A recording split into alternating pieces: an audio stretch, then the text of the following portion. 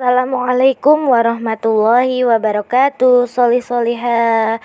Hai, apa kabar kalian semua? Tak terasa ya, sudah hari Senin saja. Waktunya kita mulai beraktivitas dan belajar online lagi. Bertemu lagi dengan Ustadzah Lailur Rafika. Tapi sebelum belajar, kita berdoa terlebih dahulu ya. Yuk kita berdoa. Bismillahirrahmanirrahim. Raditu billahi robba wa bil islami dina wa bi muhammadin nabiyya wa rasula. Rabbi zidni ilma warzuqni fahma, amin.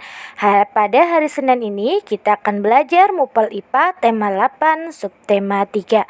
Yuk persiapkan pulpen 5D kalian, buku tulis kalian, dan alat tulis kalian.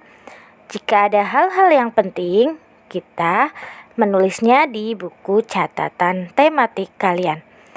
Pada hari ini kita akan belajar tentang mengidentifikasi kualitas air yang baik untuk makhluk hidup dan lingkungan sekitar. Air yang digunakan sehari-hari harus bersih. Kualitas air yang baik sangat berpengaruh terhadap kehidupan makhluk hidup dan lingkungan di sekitar.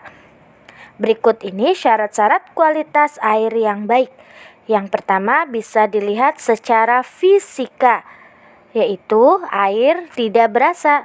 Air yang berasa dapat disebabkan oleh zat organik atau bakteri, cairan kimia, atau logam yang masuk ke dalam air. Yang kedua, secara fisik air tidak berbau. Air yang berbau biasanya disebabkan oleh pembusukan zat organik atau bakteri dan pencemaran lingkungan. Tadi itu adalah syarat kualitas air yang baik secara fisika. Lalu syarat yang ketiga adalah air tidak keruh dan tidak berwarna. Air yang keruh dan berwarna dapat disebabkan oleh zat organik atau zat lain yang tercampur ke dalam air. Lalu air tidak memiliki endapan. Endapan air dapat berupa kotoran atau bahan kimia yang tidak larut. Itu secara fisika yang dapat kita amati secara fisika. Lalu syarat secara kimia. Memiliki tingkat keasaman yang normal dan air tidak mengandung bahan kimia beracun. Yang ketiga, syarat secara biologi atau syarat biologi. Air tidak mengandung bakteri patogen. Bakteri patogen adalah bakteri yang berbahaya jika dikonsumsi oleh makhluk hidup tertentu. Ya, jadi syarat air yang dapat dikonsumsi oleh manusia itu terdiri dari 3 syarat. Syarat secara fisika, kimia, dan biologi. Lalu pembelajaran yang kedua adalah menjelaskan dampak pencemaran air dan upaya mengurangi krisis air bersih. Saat ini, air bersih semakin sulit didapatkan, sehingga orang seringkali perlu membelinya. Daerah perkotaan merupakan tempat yang paling banyak mengalami kesulitan mendapatkan air bersih.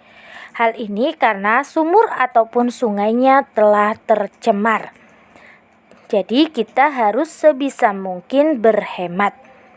Pencemaran air biasanya disebabkan oleh limbah industri, sampah kemasan, atau sisa deterjen, dan pestisida.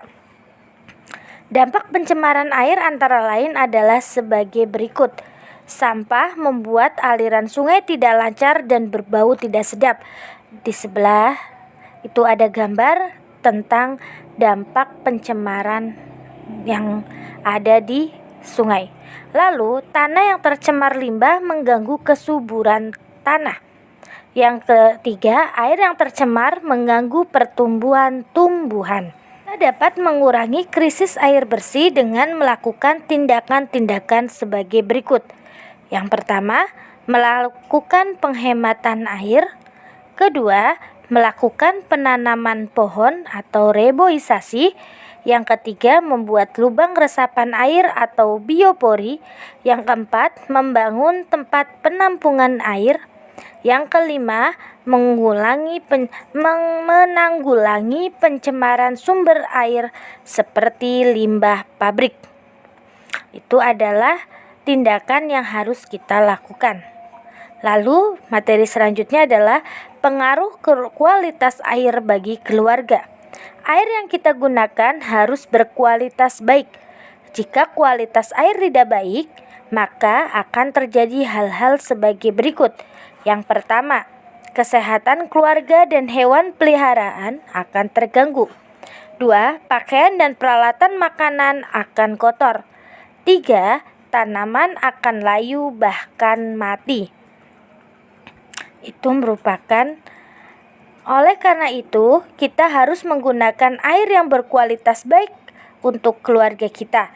Jika kita menggunakan air yang berkualitas baik, anggota keluarga menjadi sehat.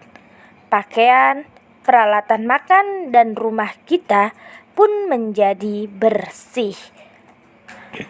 Ya, lalu kita masuk ke menjelaskan cara-cara memelihara ketersediaan air bersih. Air yang bersih memiliki ciri-ciri, yaitu tidak berasa, tidak berbau, dan tidak berwarna. Penggunaan air yang tercemar dapat menimbulkan penyakit. Ketersediaan air bersih yang ada di permukaan bumi sangat terbatas. Oleh karena itu, kita harus memperhatikan hal-hal yang harus dilakukan dalam menjaga kualitas air dan cara memeliharanya. Di situ ya, ciri-ciri air bersih itu airnya tidak berasa, tidak berbau, dan tidak berwarna. Kalian harus ingat. Berikut ini adalah cara-cara memelihara ketersediaan air bersih. Yang pertama, mencuci pakaian dengan air secukupnya. Yang kedua, menggunakan air bekas mencuci beras atau sayuran untuk menyiram tanaman. Yang ketiga, menghemat air ketika mencuci kendaraan. Begitu adalah cara-cara memelihara ketersediaan air bersih. Alhamdulillah, untuk hari ini materi Mupel IPA tema 8 subtema 3 telah selesai. Terima kasih anak sudah mau memperhatikan penjelasan dari Ustadzah dan menyimak video pembelajaran ini dengan tanggung jawab dan penuh semangat. Setelah itu kita berdoa dulu. Subhanakallahumma wa bihamdika asyhadu alla ilaha illa anta astaghfiruka wa atubu ilaih. Ustadzah ucapkan terima kasih dan selalu tetap jaga kesehatan dan istiqomahkan amal yaumi kalian. Wabillahi taufik wal hidayah. Wassalamualaikum warahmatullahi wabarakatuh. Tetap semangat anak solih solihah.